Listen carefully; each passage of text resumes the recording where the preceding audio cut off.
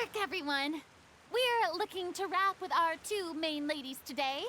I can already smell our success. What do you mean, looking to wrap? Oh, aren't you the expert now?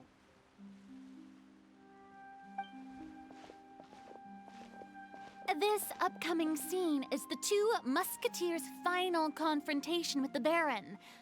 There will be quite a bit of action, but no choreography beyond what we've already rehearsed. Anyway, get ready. Lights, camera, action! The view is beautiful tonight. It reminds me of that fateful night 10 years ago. And now that I've said it, I can even make out the faint fragrance of herbal tea in the air. Enough, villain! It's time that you pay for the death of our mother! My dear Iris, have you forgotten your manners? How can you speak like this to your own father? I'd sooner swallow all of my teeth than call you father. What did I expect?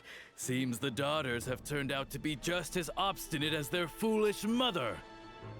In this world, Mora and status is everything. She thought she could blackmail me using her children and force me to grant her recognition and concessions?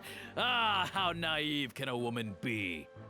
Mother never asked a single thing of you. All she wished was for us to live a peaceful life, just like the others. It was you who personally brewed the poison of prejudice and sent Mother to her death. Compared to that deadly poison, the 2 bullets that will soon pierce through your heart will be like sweet mercy. And that's exactly why I said you're just as naive as her. Did you really think 2 muskets would be enough to defeat me? So let's see. What is stronger? Mora and power, or the 2 muskets in your hands?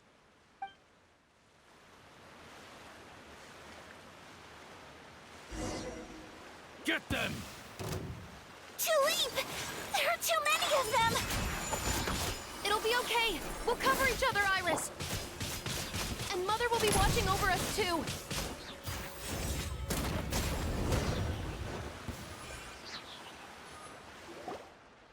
You've lost. To think I'd lose to my own 2 kids.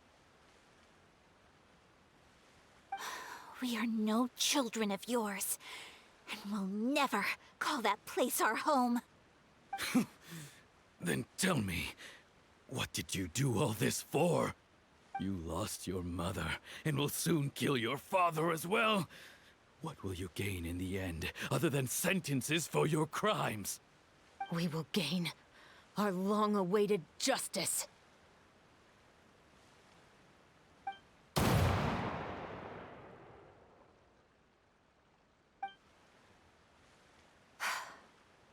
It's over. Finally, it's over.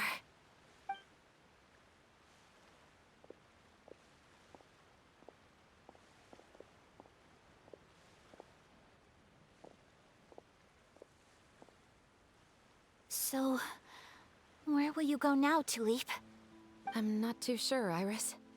Maybe somewhere with lots of flowers? After all, Mother always did love going where the blossoms were. What about you? I want to go visit Mother's grave. Yeah, that's not a bad idea. Huh? Tulip, look! What is it? It's Mother's favorite. The rainbow rose. Look, it's blooming again.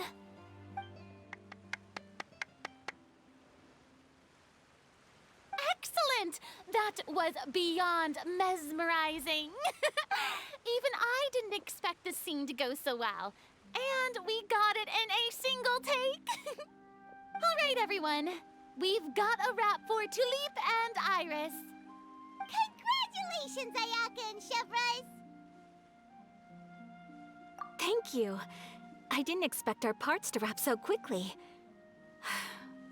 wish I could savor the experience for just a bit longer. Paimon totally understands. Paimon's not ready to say goodbye to the clapperboard either. Filming has really been a lot of fun. You were great too, Chevres. The way you said, long-awaited justice. It gave Paimon chills. That is indeed my favorite line in the whole book.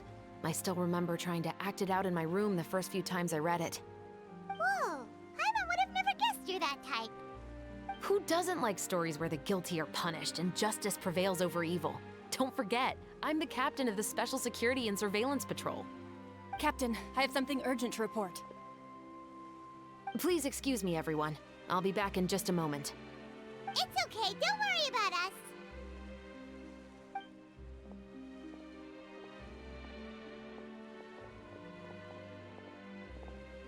Oh? Was she whisked away by work already? I was just about to tell her how great she did. It seemed like some urgent official business. Then perhaps we should thank the stars that we were able to wrap both of your parts so quickly today. Switching around the filming schedule would have been a real pain. Anyway, I actually came over to let everyone know that we're all done for today. You can go home and get some rest. And one last thing, Miss Ayaka. Your acting skills today were immaculate as always. Are you sure you won't consider taking up full-time acting? See, I just happen to know this great troupe that's still looking for a lead actress. Thank you for your kind words, Director Farina. Unfortunately, there are still many matters that I have to take care of back home at the Yashiro Commission. I cannot remain in Fontaine to pursue an acting career. Nevertheless, I will make sure to treasure this incredible opportunity in my heart. Oh, that's a shame. But I understand. Just let me know if you ever change your mind. I believe it's also about time for me to take my leave. But hopefully I'll see you on set over the next few days. Even though my part's wrapped, I'd still like to swing by and help out the crew. See you tomorrow, Traveler and Paimon.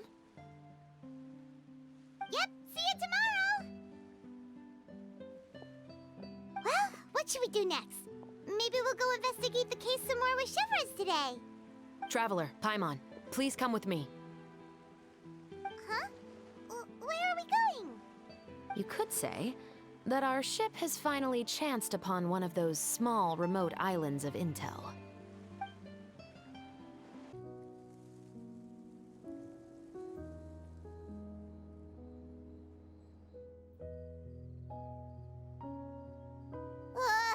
Paimon's exhausted. Paimon definitely didn't expect having to float this far after a full day of filming. So, Chevres, why did you take us here? Affirmative. It wasn't anything conclusive, but it should show us a clear way forward. Have you ever heard of someone by the name of Emily? Oh, you mean that famous perfumer? She's a good friend of mine. She's lent me her aid several times in the past to resolve some difficult cases. After I discovered the rainbow rose at the scene of the murder, I sent it to her. After all, she's probably the foremost expert on flowers and scents in all of Fontaine. And then? There was nothing remarkable about the flower or the trace amounts of soil left on it. But according to Emily, the rainbow rose left by the killer was derived from a very rare cultivar.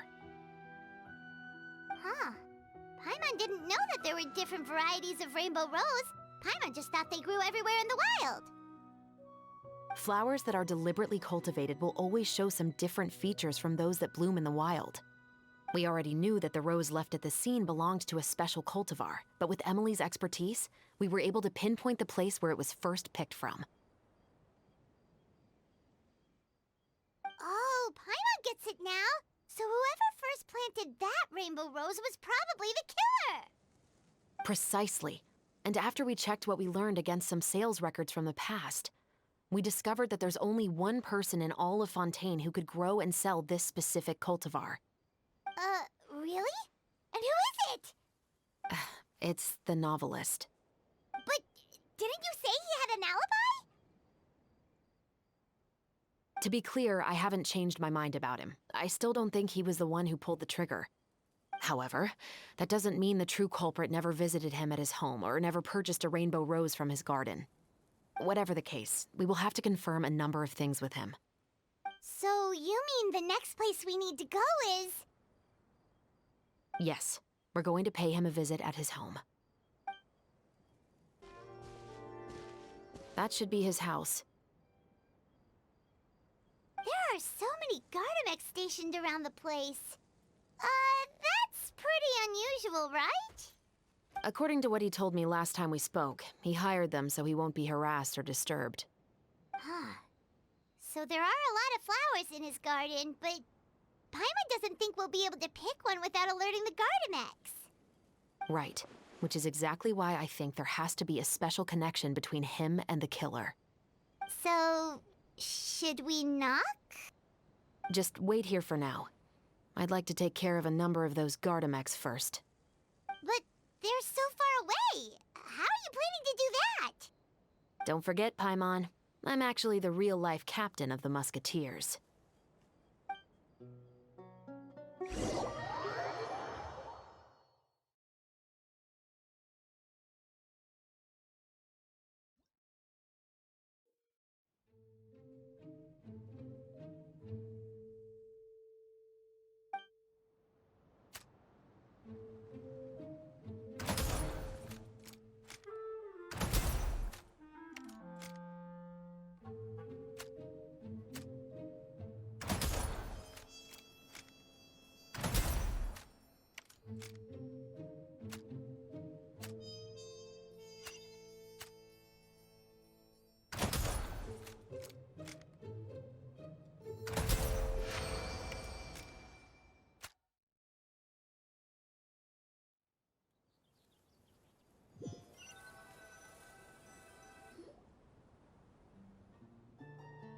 All clear. Let's go. Wait! Paimon's a little nervous now that we know he could be the killer. Can we go over our plan of action again? I'll go knock on the door and make sure it's safe inside. Once we're sure that we're in the clear, I'll ask him to come with us for a quick round of questioning at the guard's headquarters. But can't we just arrest him? We still have no evidence that he's the killer, or that he lent the killer any direct aid. Still, it would be appreciated if you could pick a rainbow rose from his garden for me while I'm talking to him. It'll help the Marachose Phantom confirm Emily's theory. Sure, no problem. Just be careful, Chevres.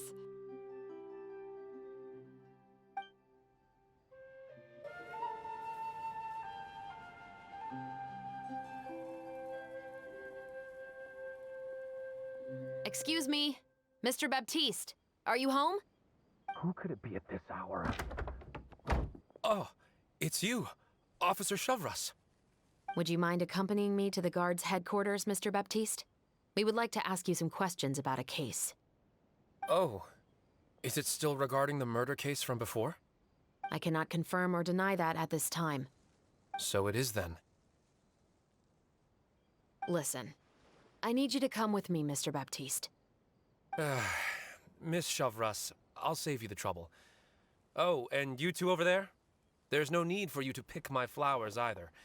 It's not time for them to bloom yet. Oh! Okay.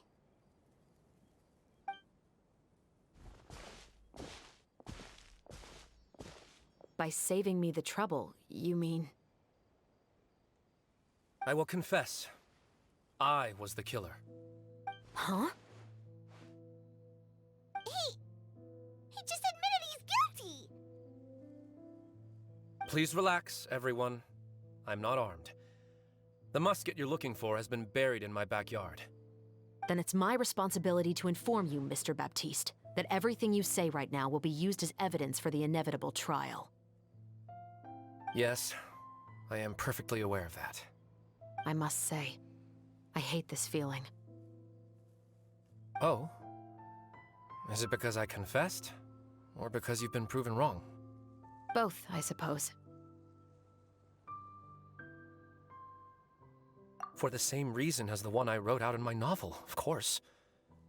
I did it to exact revenge. I know you haven't figured out the link between the two of us. Had you done so, I'd have been taken away to the headquarters a long time ago. But that won't stop me from always remembering his grotesque face. After all, he was the one who killed my mother. Your mother is still healthy and well. You know, I was adopted as a child. I was referring to my birth mother. That was never recorded in the orphanage's records. Please forgive a 6-year-old child for concocting some lies to protect himself after watching his mother die right in front of him. So, your novel, it was like a record of your life? No, of course not. It was a work of fiction with many embellished parts. But I am indeed the illegitimate son of a wealthy and influential man who abused his power to murder my mother. That part was 100% real. But the man you killed didn't have a Mora to his name. He was a hired assassin, an irredeemable beast who sank his fangs into a defenseless woman just for a few bags of Mora. But if that's really the truth, you wouldn't be telling us any of this now.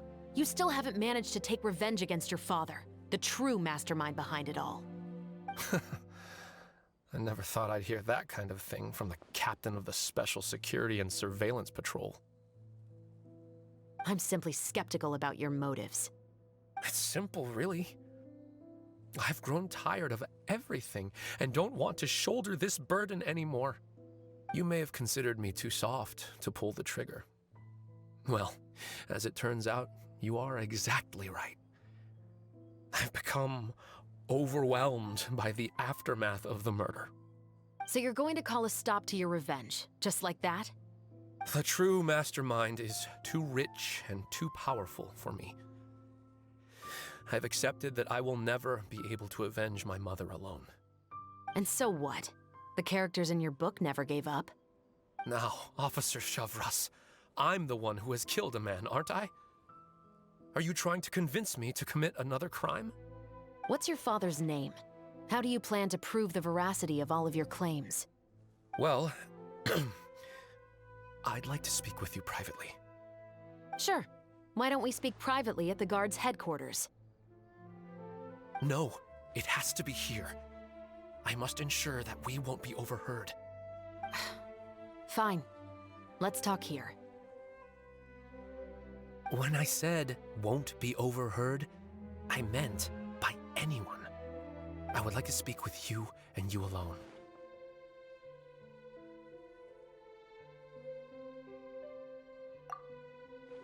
Thanks.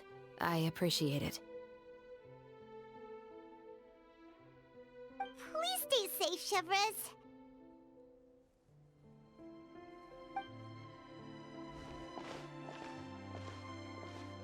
All right. Let's hear it. Will you really believe what I'm about to say? Well, that depends on what you're going to tell me. Fair enough. Fair enough. Then listen closely.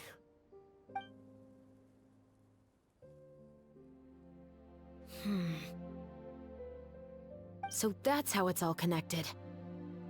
So, it seems you believe me after all. Do you want me to go public with this? No, of course not. At least, not right now. Then why did you bother telling me? You've read my work. What do you think? Even if you were to go public with all of this right now, he'd simply deny everything. It's been too long. Almost 20 years. Anything that could be used as evidence has long faded away. Even if there might have been a solitary island of truth once upon a time, it has long sunk beneath the waves by now. Justice will never find him. Not if you don't try. I know that as the captain of the Special Security and Surveillance Patrol, you will always stand on the side of justice. But do you really think a cushy life in prison really constitutes justice for him?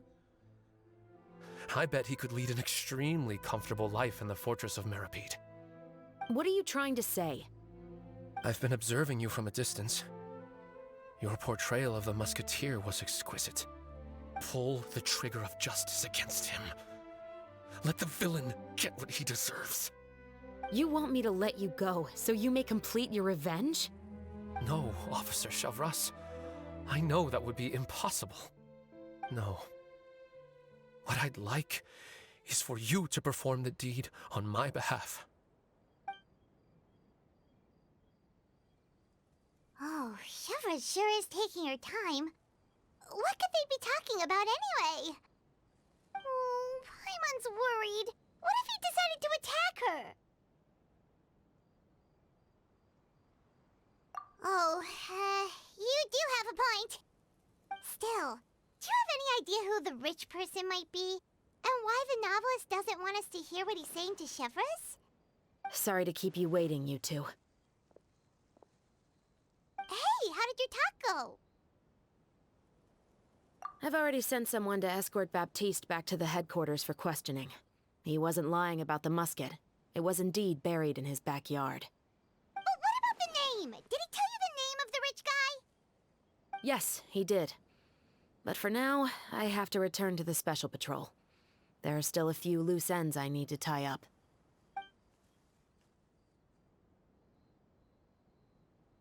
I'll probably be quite busy over the next few days, so apologies if you don't see me on set. All right, Paimon understands if you can't tell us everything you know. We'll just keep an eye on the Steambird then.